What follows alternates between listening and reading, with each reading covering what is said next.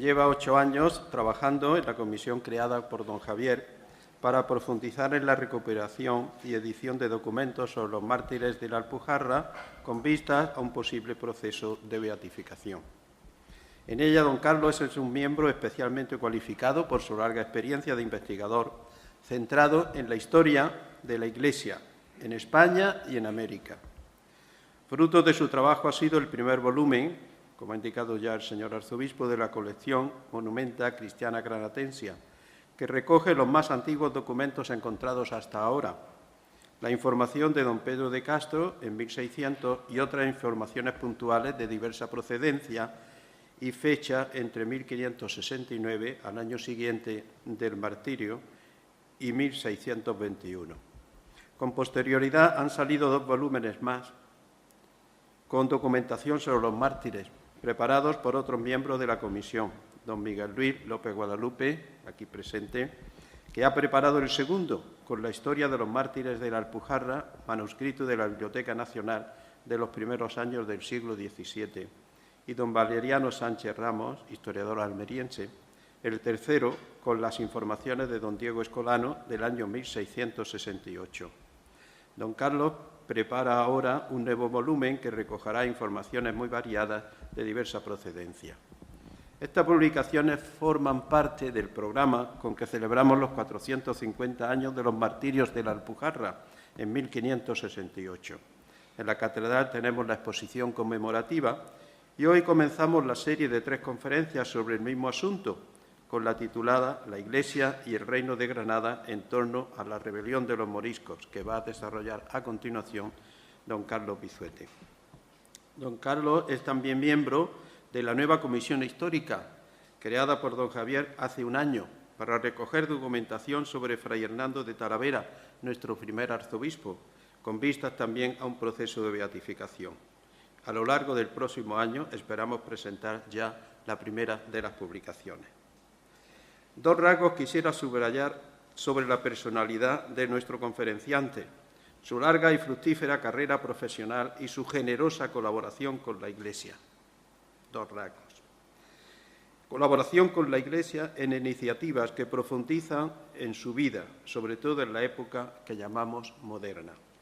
Doctor en Historia y profesor titular de Historia Moderna en la Universidad de Castilla-La Mancha, enseña actualmente en la Facultad de Humanidades de Toledo de dicha universidad. Ha sido también profesor invitado en alguna universidad mexicana. No digo cuál porque el nombre, Carlos, es terrible. Su actividad investigadora se ha centrado en estas líneas de trabajo, todo relacionado con temas de la Iglesia. Primero, la Orden de San Jerónimo y sus monasterios, el monasterio cisterciense de San Clemente de Toledo, la reforma de la Orden del Carmen en España e Italia, los arzobispos y las diócesis de Toledo y México en la Edad Moderna, la religiosidad popular en España y América durante la Edad Moderna, la Universidad de Toledo en la Edad Moderna y, por último, los mártires de la rebelión de los moriscos del Reino de Granada. Esta última línea viene acreditada por toda una trayectoria anterior muy relacionada con lo que es la vida de la Iglesia en la época moderna. Tiene publicaciones en España, en Italia y en México, 13 libros, 9 como autor y 4 como coordinador, 29 artículos en revistas especializadas, 62 capítulos de libros y obras colectivas y 40 ponencias y comunicaciones presentadas en congresos. No le falta experiencia como organizador de exposiciones relacionadas con su especialidad. Don Carlos, casado y abuelo, hace solo una semana ha tenido la alegría de recibir su 3er nieto y viene llamando a la puerta de la atención de su abuelo en los momentos en que los nietos de hoy buscan el tierno amparo de sus abuelos por necesidades laborales de la familia. Ya lo sabéis, esto es lo de todas las familias, también de ella. Ha venido también para acompañarle su mujer, su esposa, doña Carmen. Enhorabuena por todas estas cosas. Comenzaré con mi intervención. El 24 de diciembre de 1568 fue viernes. Aquella Nochebuena, mala noche por el frío intenso y la nieve, pasadas las 2 de la madrugada, penetró en el Albaicín un grupo de algo más de un centenar de moriscos procedentes de la sierra. los documentos que hemos leído decían: bien aderezados a punto de guerra, con sus añafiles y atabales y sus banderas, y en 3 plazas pregonaron la secta de Mahoma y prometieron grandes libertades de parte del rey de Marruecos. Al no encontrar respuesta, salieron de la ciudad perseguidos de cerca por los hombres del marqués de Mondéjar, que no pudieron darles alcance antes de que se internaran en la sierra al anochecer. En otros lugares de las Alpujarras, como sucedió en Ugíjar, se tuvo noticia de la rebelión de los moriscos al amanecer del día de la Navidad. En algunas de las declaraciones de los testigos decía: estando diciendo la misa del gallo, se dijo haber rebato de moros y que los moriscos de la tierra se habían alzado.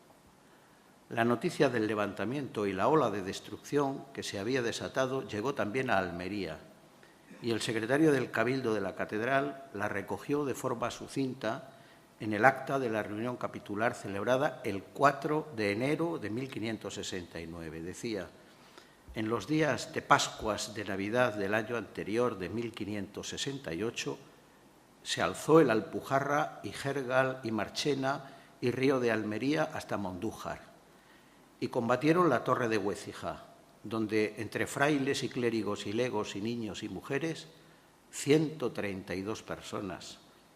Estuvieron sobre ella 4 días, la tomaron con fuego y humo y mataron al licenciado Gibaja, que era gobernador.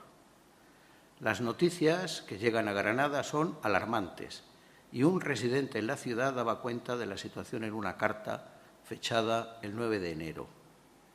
De 700 pueblos que tiene este reino, no hay católicos más que de esta ciudad, de Granada, y Guadix, y Loja, y Alhama, y Alcalá, y Almería, y Adra, y Motril, y Salobreña, y Vélez.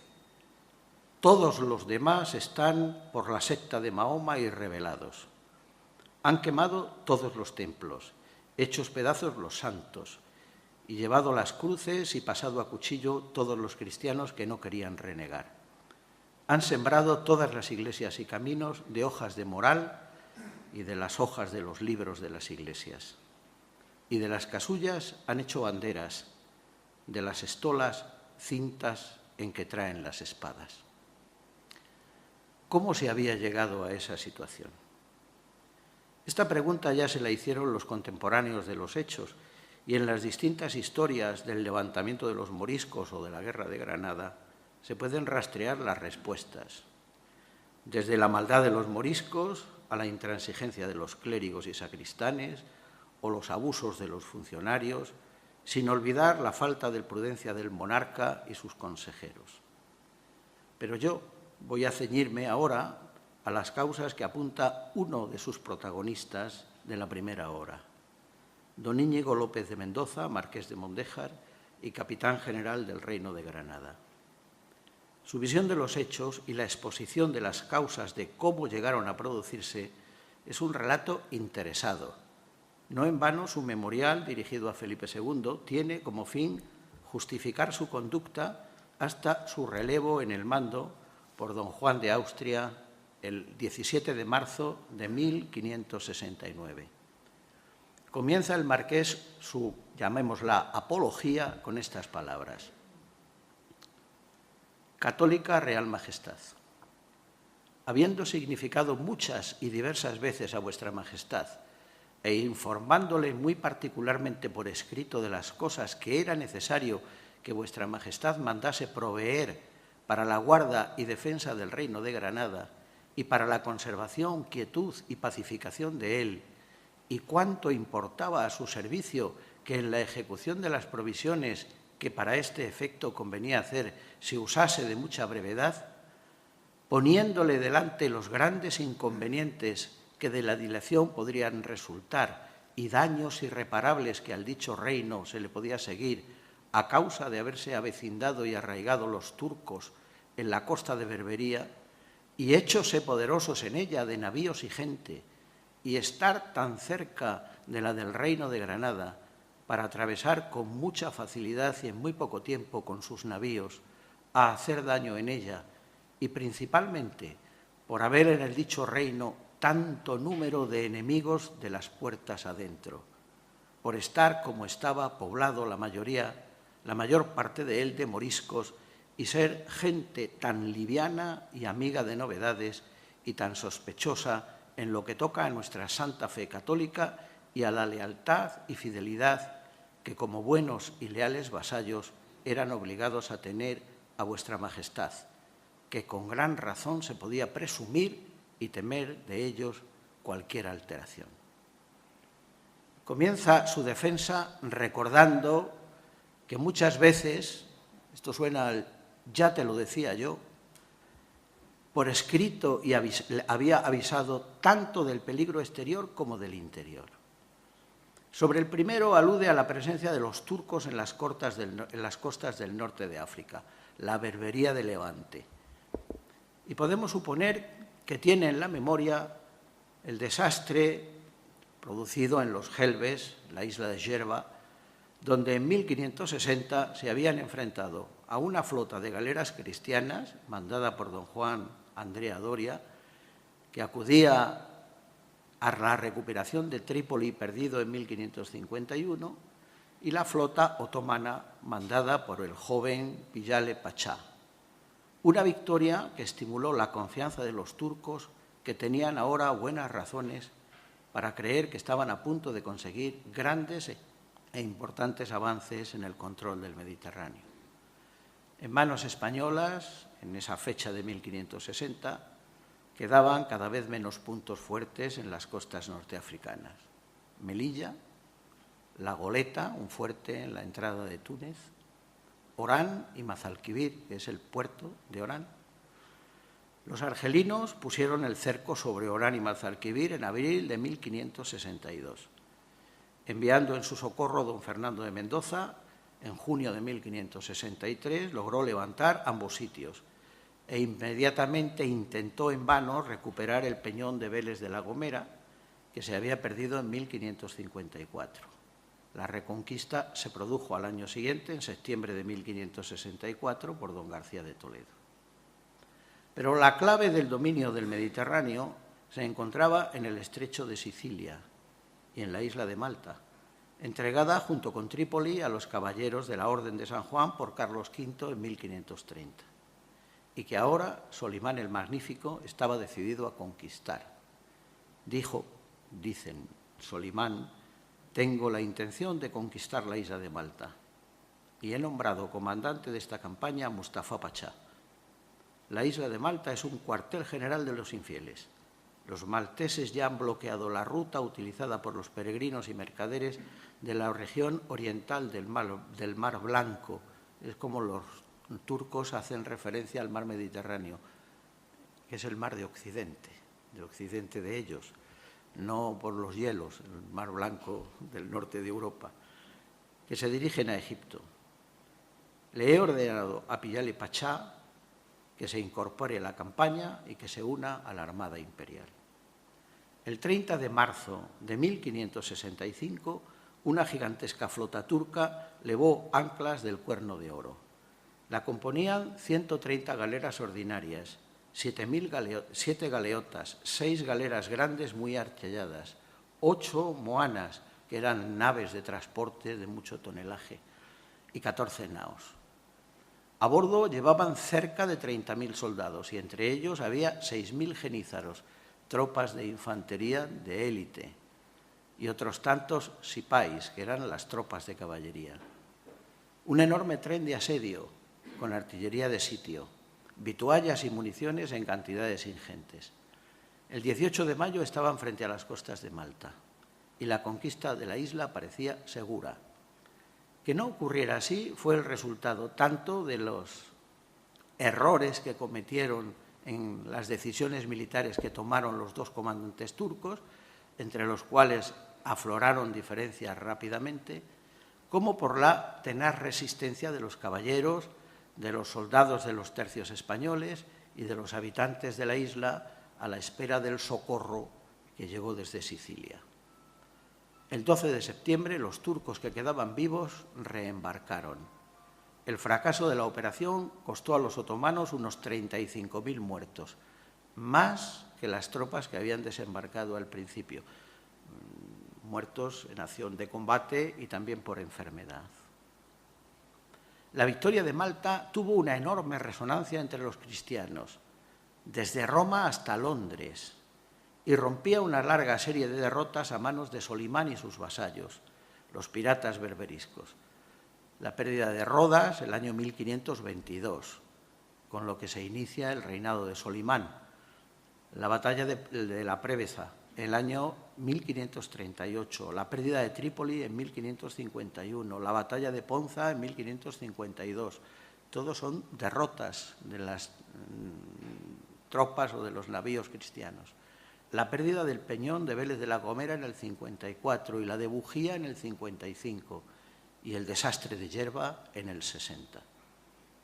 Para los otomanos el fracaso de Malta no era más que un revés de la fortuna.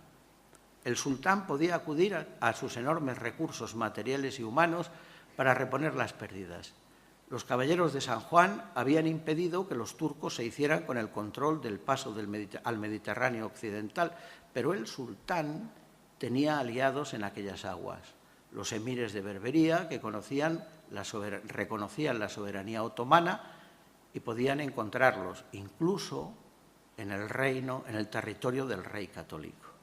Este es el primero de los peligros que señala el marqués de Mondejar.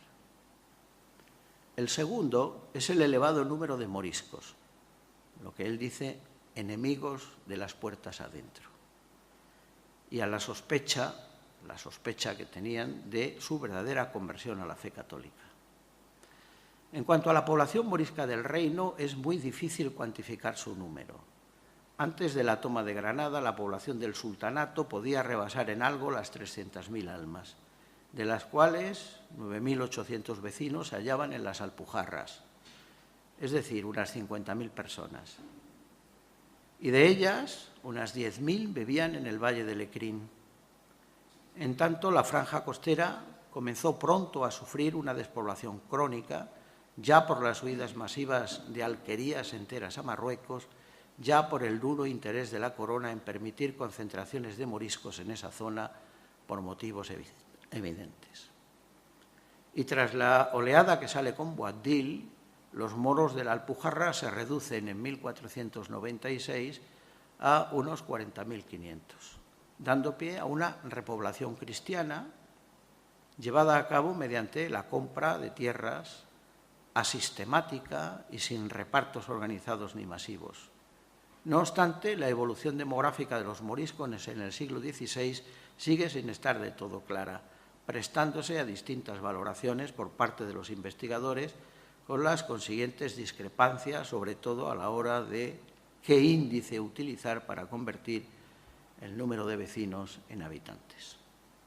Según Vincent, hacia 1525, los 300 o 350.000 moriscos representaban alrededor del 5% de la población total de las coronas de Castilla y Aragón.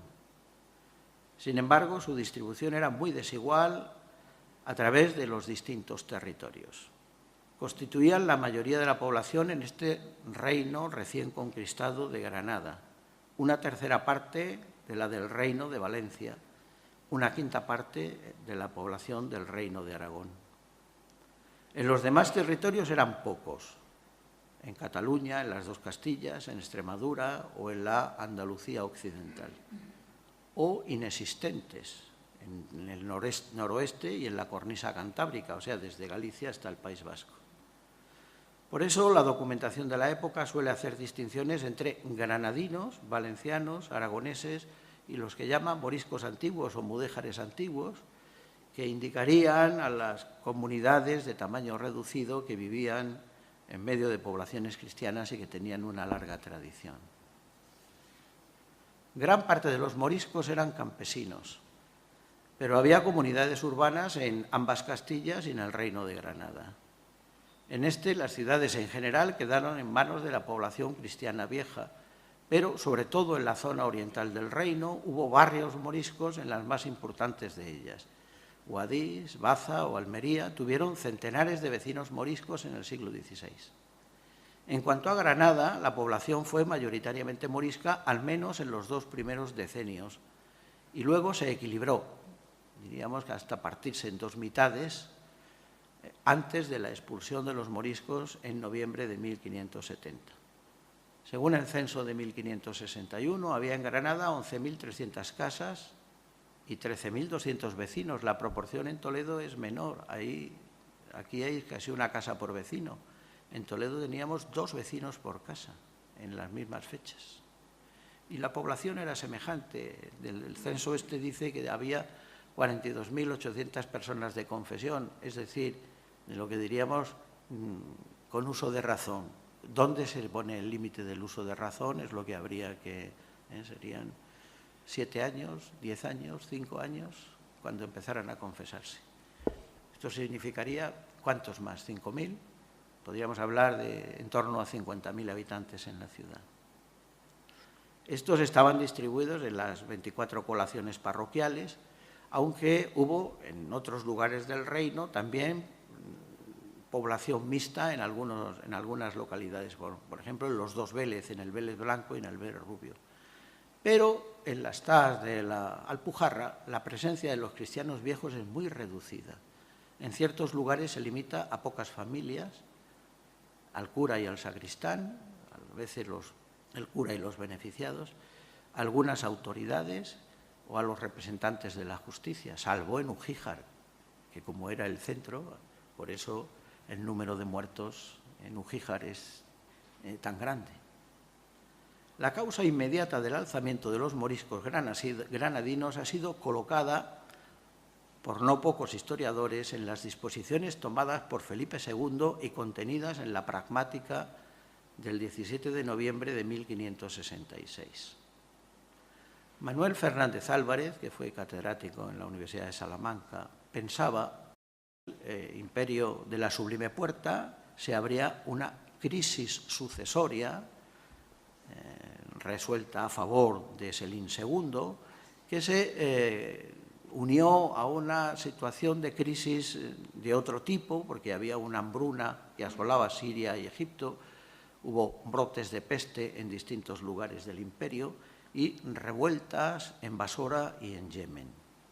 Estos problemas internos del nuevo sultán le impedirían de momento, por lo menos así lo pensaban, iniciar una nueva campaña en el Mediterráneo central, que era como solían iniciarse los reinados de los sultanes otomanos. Su padre había empezado conquistando y arrebatando Rodas a los caballeros. Aquí la cosa se retrasará y la campaña inicial será el intento, el ataque sobre la isla de Chipre. Pero eso queda fuera ya de nuestro, cronológicamente, de nuestro relato. Bien, solemos decir que esto está en las pragmáticas de Felipe II del año 66. Sin embargo, todo arranca de 40 años antes. El 7 de diciembre de 1526, cuando Carlos V, que estaba en Granada, aprobó una serie de medidas elaboradas en la Junta de la Capilla Real, eso que se conoce como los capítulos de la Congregación de Granada, que propugnaban, evidentemente, la radical prohibición de las ceremonias islámicas principales, pero en los acuerdos de la Junta se presta mucha mayor atención a aspectos culturales más generales, comenzando por las formas exteriores de estos. Para empezar, se prohíbe el uso del árabe, tanto escrito como oral, incluyendo los apelativos personales. Prohibición de vestimentas típicas de la mujer morisca y de sus adornos y ropas. Limitación parcial en lo relativo a los baños, aunque el objetivo sería la extinción total de los baños. Por el momento solo se prohíbe que los moriscos puedan estar al frente de ellos. Determinación semejante se toma con relación a la matanza de animales. Estará a cargo de cristianos viejos o bajo la tutela del cura en los lugares donde no haya cristianos viejos y son los naturales. Manifestaciones culturales, pero cargadas de contenido religioso con ocasión de los nacimientos, los matrimonios o las defunciones, quedaban también prohibidas, aunque en los capítulos no se aclara la postura que debe adoptarse sobre las zambras. y debía vigilarse cuidadosamente que no se realizaran y que en su lugar se siguieran los ritos cristianos. Por último, se establecían limitaciones de movimiento, no abandonar el lugar de residencia, de armas y de tener esclavos.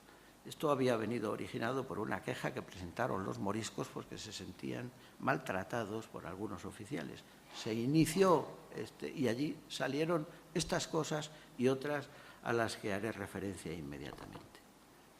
El plan de actuación elaborado en el año 1526 va a tropezar con graves dificultades para su puesta en ejecución. En primer lugar, porque el emperador hace concesiones a los moriscos como contrapartida a una serie de servicios de carácter económico que estos le ofrecen. Con la ocasión de la estancia de Carlos en Granada en 1526, una delegación morisca fue a verle y le ofreció un servicio. Un servicio es una cantidad de dinero. Se trata de un servicio por el casamiento, como habían hecho otras ciudades castellanas. Se comprometen a dar 80.000 ducados. Es una suma enorme por el servicio, más 10.000 más para costas y gastos. Y se pagarían en 8 años que comienzan a correr desde 1 de enero del año venidero, o sea, desde 1527. Evidentemente, este ofrecimiento contribuyó a la moderación en la aplicación de lo que se había aprobado en la Junta de Carlos V. Los cronistas expresan claramente que el dinero sirvió para suavizar la política represiva, aunque Rafael Benítez, que ha estudiado esto en profundidad, piensa que los acuerdos permanecieron en su vigor, pero que la ausencia del emperador, que tuvo que salir de España, dejando en la regencia en manos de la emperatriz, y la emperatriz lo consultaba todo con el triunvirato, el arzobispo, el presidente de la Chancillería y el capitán general, que no se entendían entre sí porque mantenían posturas diferentes con relación a los moriscos, hicieron que no entraran en vigor, diríamos así, muchos de estos capítulos de la Capilla Real. Aparece entonces un plazo largo que Carlos V dará para la aplicación de los capítulos, 40 años. O sea, esto es colocar, diríamos, la bomba de relojería para que explote en la generación siguiente. Y le explotó a Felipe II, del 26 al 66. Lo que ocurrió fue que estos capítulos fueron, o sea, el plazo para la ejecución de los capítulos permitió que la mayoría de los musulmanes conversos siguieran viviendo según sus costumbres y su cultura, practicando discretamente sus ritos y probablemente manteniéndose en la fe musulmana. Los tribunales inquisitoriales que se implantarán no persiguieron sus prácticas tradicionales y cuando actuaron lo hicieron con menos rigor que contra los judíos conversos. Y aquí están también algunas de las disensiones entre el triunvirato que gobierna el rey. Mondéjar y luego su hijo también son más partidarios del diálogo, se diría hoy, ¿no?, con los moriscos. Pero en 1566, una vez pasados los 40 años del aplazamiento carolino, Felipe II, tras escuchar el consejo de otra junta presidida por el cardenal Espinosa, ordenó que se ejecutasen los capítulos de la Junta de la Capilla Real de 1526. La pragmática por la que esto se ordena tiene fecha del 17 de noviembre de 1566 y se pregonó en Granada el 1 de enero de 1567, que no es porque fuera Año Nuevo, sino porque era el día antes de la fiesta de la Toma. Estas cosas tienen importancia, habría una concentración. Y se pregonó tanto en árabe como en castellano. El rey ordenaba que en el plazo ahora de 3 años los moriscos aprendieran la lengua castellana, pues pasado ese tiempo ninguno de ellos podría hablar, escribir o leer en lengua arábiga. En ella se especificaba también que todos los contratos, testamentos y otros documentos escritos en esa lengua no tendrían ningún valor.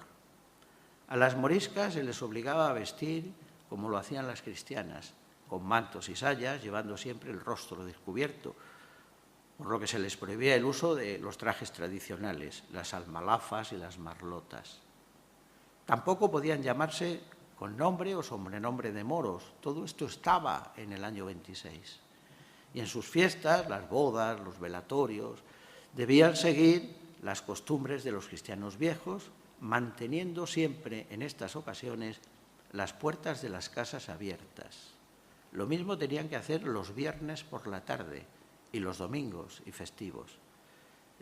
El objeto es ver que no estaban trabajando en un domingo o que no estaban celebrando la fiesta o el descanso del viernes, la celebración.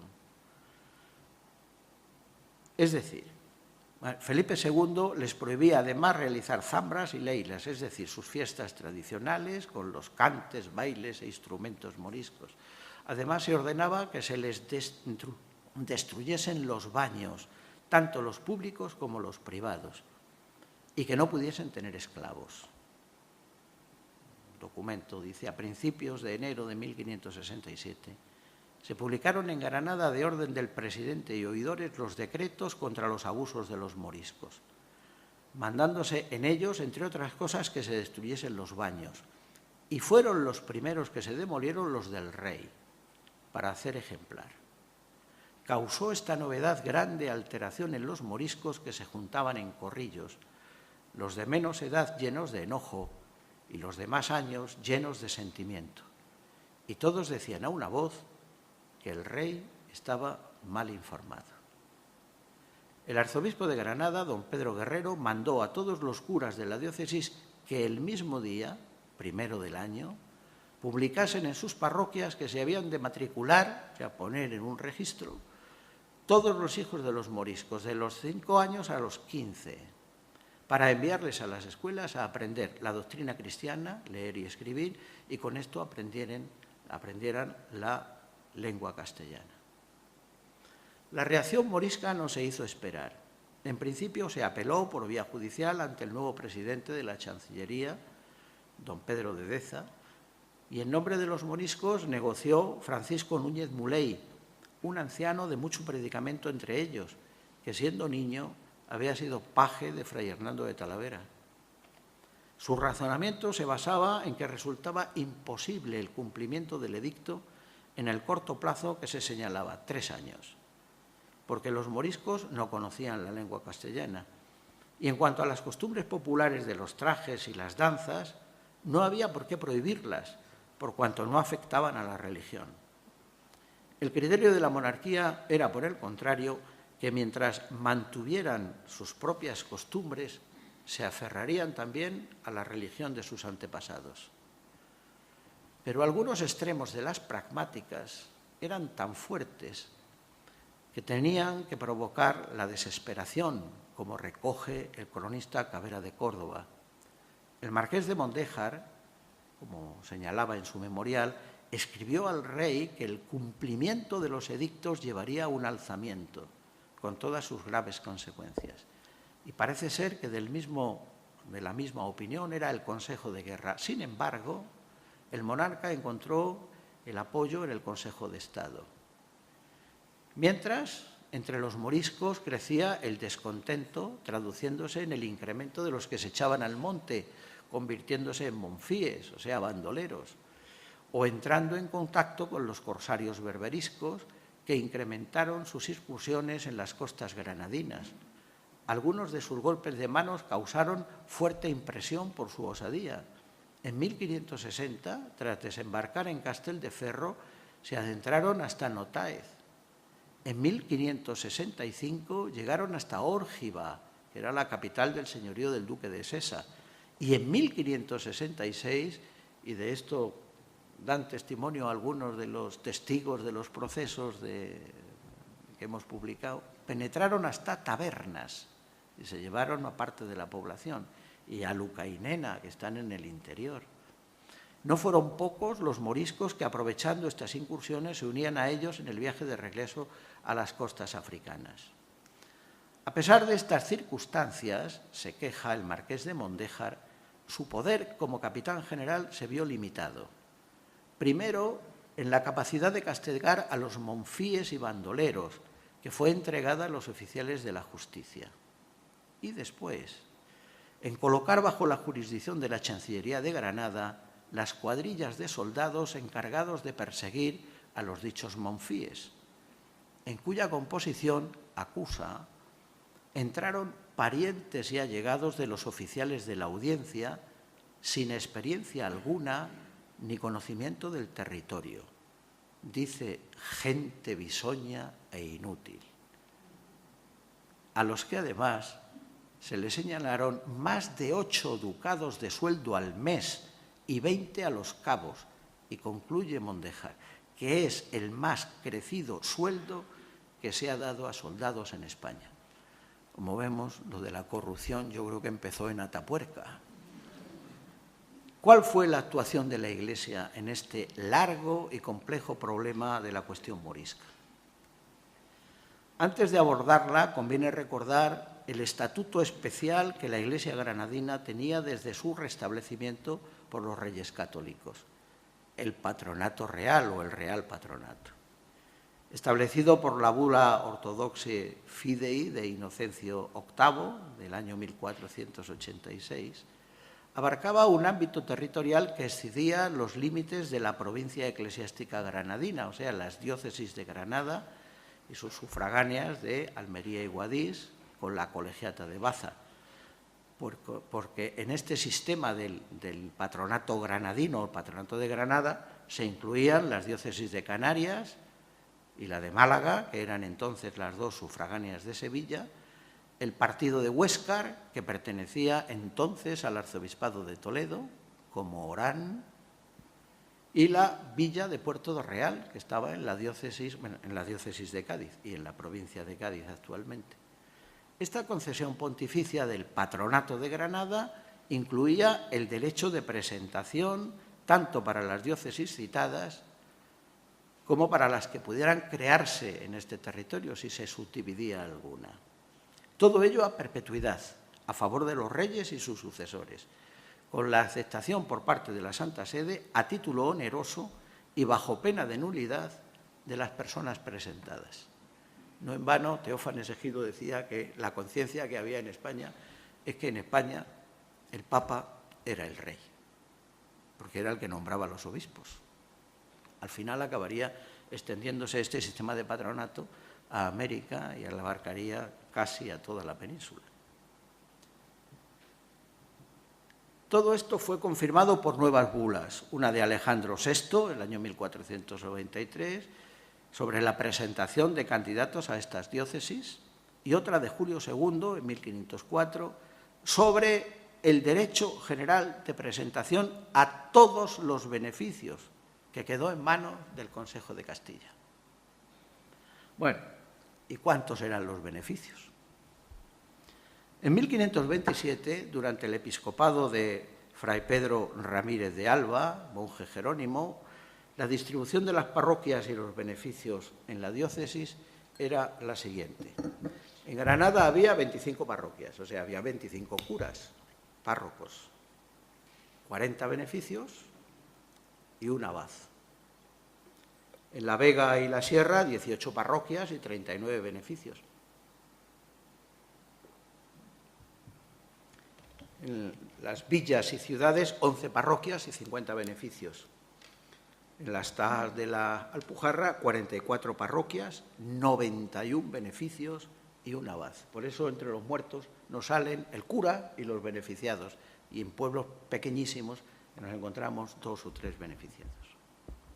En total había 98 parroquias, que estarán recogidas en el mapa del arzobispado, con sus 98 curas, 220 beneficios y 2 abades. Correspondía, por lo tanto, a la corona, por medio del Consejo, la provisión de tan numerosos beneficios. Para ocupar las sedes episcopales se eligieron, por lo general, verdaderos expertos. Al fin y al cabo, eran 3 diócesis, ¿no? Antonio de Guevara, que había sido predicador real y que en 1525 había evangelizado a los moriscos valencianos, y que estuvo en el año 26 en la Junta de la Capilla Real, en enero de 1529 fue nombrado obispo de Guadix y permaneció en esa sede hasta el año 1537. Luego creo que se le podía reconocer experiencia en el problema morisco. Don Gaspar de Ábalos, que en el año 1525 era obispo de Guadix y que como Guevara participó tanto en las predicaciones valencianas como en la Junta Granadina. Vino luego a la sede de San Cecilio y estuvo aquí entre el año 1528 y 1542. Martín Pérez de Ayala, profesor de la recién fundada Universidad de Granada, colaborador de Gaspar de Ábalos, fue obispo de Guadix de 1548 a 1560. Tiene 2 años en Segovia y pasa a ser arzobispo de Valencia, otra diócesis, con una notable presencia morisca desde 1564. Aquí en medio habría que citar un caso que yo no sé si es verdad o es mentira. A Santo Tomás de Villanueva, que acabó siendo arzobispo de Valencia con anterioridad a Gaspar de Ábalos, dicen que renunció a ser arzobispo de Granada. O sea, le cayeron 2 sedes con problemas de moriscos. No creo yo que Santo Tomás de Villanueva tuviera mucha experiencia en los moriscos, pero era un prelado evangélico, no sé si decir. Es un modelo de lo que luego, o de lo que antes, Carlos V, y ahora lo veremos, quiere que sea el obispo de diócesis como estas. Y por último está don Pedro Guerrero, que tuvo en Granada un largo pontificado de 30 años, del año 1546 hasta 1576. La intervención de la corona en los nombramientos y a veces, el gobierno, diríamos, de la diócesis. Se insiste en la exigencia de residir, estamos todavía antes de Trento, y de visitar la diócesis. Por eso encaja la figura de Santo Tomás de Villanueva, me parece a mí, diríamos, como que pudiera haber sido, para cuyo gobierno reunirá, antes de Trento, anualmente sínodos diocesanos y cada 2 años sínodos provinciales. Se le encarga también especial cuidado en la elección de los beneficiados y los curas. En realidad, él solo puede elegir a los curas, aunque respetando las presentaciones que para los primeros, los beneficiados, haga como patrono de la Iglesia granadina el monarca. Y ahí tiene las manos atadas. Pero los curas los puede elegir. Claro que eran 98 parroquias, 90 curas, con 220 beneficiados. Deberá, pues, examinar a los presentados para los beneficios y elegir curas que desarrollen un correcto ministerio viviendo entre sus parroquianos y predicándoles.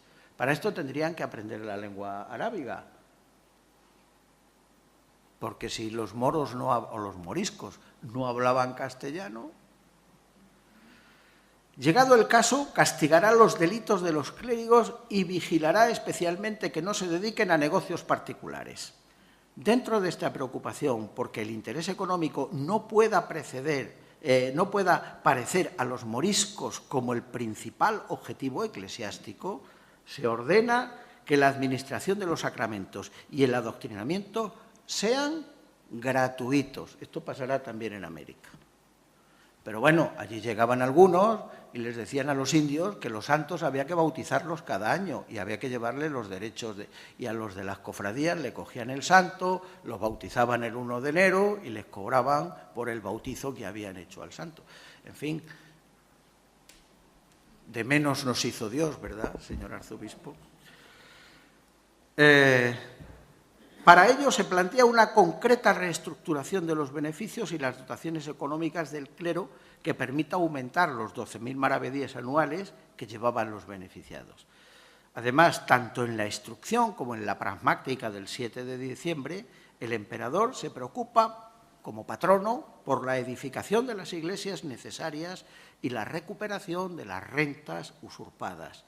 Como complemento de la acción del clero secular, se introducirán varias comunidades regulares. Los agustinos de Huécija, fueron de Huécija, sí, Huécija, aunque había sido una fundación de la Loca del Sacramento, de Torrijos, la viuda de Cárdenas. En cuanto a la fundación del convento, con la precisión de que tienen que dedicarse a la catequesis y a la evangelización de los moriscos. Por lo tanto, aquí se introducirán regulares, dominicos y franciscanos que ayuden en las tareas de la evangelización. El reino está, pues como América, en un proceso de implantación de la Iglesia. La predicación debe ser sencilla, explicando la doctrina cristiana y refutando la mahometana. Y para facilitar la tarea, se publicará un catecismo. La importancia del adoctrinamiento está presente en la creación del estudio general, que es paralelo, y los colegios para niños, que Miguel Luis escribió un artículo acerca del Colegio de San Miguel. ¿No eras tú? ¿Quién es el Miguel López? Creí que había sido tú cuando vi esta. Pero es sobre el Colegio de San Miguel de niños moriscos, que dura hasta el desastre de la guerra. O sea, el plan estaba trazado. Sin embargo, ambos objetivos se interfieren entre sí. Pues la puesta en práctica de una acción eficaz sobre los moriscos se enfrenta a la dificultad de reformar la estructura eclesiástica. El informe que presentará Gaspar de Ávalos en la primavera de 1531 es sintomático. Él ha hecho una visita a la provincia y comienza cargando parte de las culpas en una situación nada halagüeña a la corona por el exceso de sus atribuciones en el patronato. Por este motivo y por la falta de recursos, dice, el arzobispo no puede contar con beneficiados ni curas dispuestos a ejercer adecuadamente su ministerio. Tiene dificultades en el mantenimiento de los colegios, como el de San Miguel, de los niños moriscos, al que hacía referencia hace un momento, y la universidad recientemente creada. Pero todo esto no es nada en comparación con la situación que ha encontrado en la diócesis de Almería.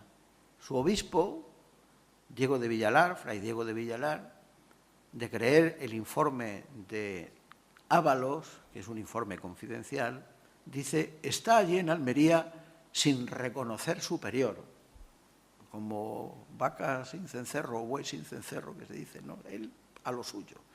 Tiene amedrentados a los oficiales de justicia y le acusa de disolución y profanidad en su casa. Sobre los clérigos de la diócesis de Almería, dice que son deshonestos y altivos y tiranizadores y dejados en sus propios vicios y pecados. Aunque es posible que se trate de un exceso de celo por parte del arzobispo, no cabe duda de que la situación eclesiástica no debía de haber mejorado mucho en los primeros decenios del siglo. Por último, y no menos importante, para la aplicación de todas aquellas medidas se tropieza con la resistencia cultural morisca. La visita pastoral del arzobispo de Granada pone de manifiesto el principio de la taquilla, que las cosas que se hacen voluntariamente, sin que nadie si son contrarias a la ley de Mahoma, pecan. Creo que la transcripción que hace él dice las cosas que hacen por su voluntad sin ser apremiados pecan en ellas, ¿no? Si por el contrario, siendo forzados, no. Como les fuerzan a ir a misa, pues no pecan aunque vayan a misa. Y por lo tanto el arzobispo habla de pretender aprovechar, reforzando la presión sobre ellos para tratar de conseguir un cumplimiento de las prácticas cristianas. Para ello va a pedir mayor dureza inquisitorial y sobre todo algo que hace mucho efecto, más que las penas canónicas, las multas, la confiscación de los bienes y el destierro.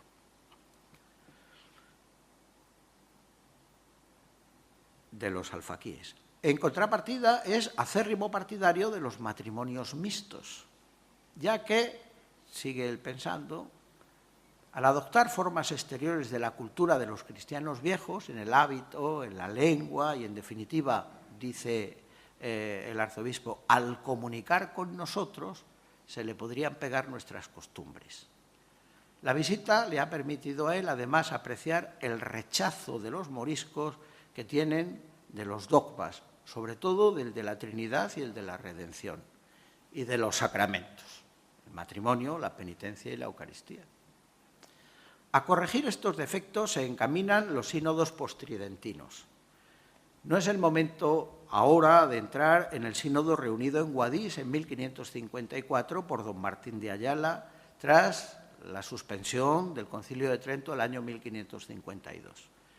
Él ha regresado a la diócesis y viene enardecido, y entonces convoca un sínodo orientando tanto a la reforma del clero como a la evangelización de los moriscos. Los primeros, y lo expresa él, diríamos así, en la exposición de motivos, porque son, lo diríamos en palabras de hoy o con palabras de hoy, los agentes de la evangelización. Y deben ser ejemplo de buenas costumbres, esto ya se había señalado antes. Y los segundos, porque constituyen el problema más grave de su obispado, porque su conversión se ve cada vez con más preocupación y porque su resistencia a la asimilación es fuente de graves conflictos y tensiones con el resto de la población.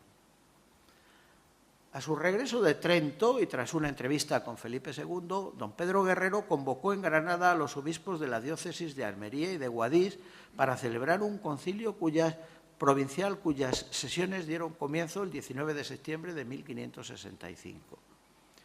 Como todos los celebrados en aquellas fechas, inmediatamente después de la clausura del Concilio de Trento, pretendía poner en ejecución, y así lo dice don Pedro Guerrero, lo proveído y mandado por el Santo Concilio de Trento de la reformación de costumbres de todos nuestros súbditos, y ahí entran los moriscos, derechos e inmunidades de las iglesias y de otras cosas tocantes al servicio de Dios nuestro Señor y buena gobernación de nuestro arzobispado y provincia, así en lo espiritual como en lo temporal.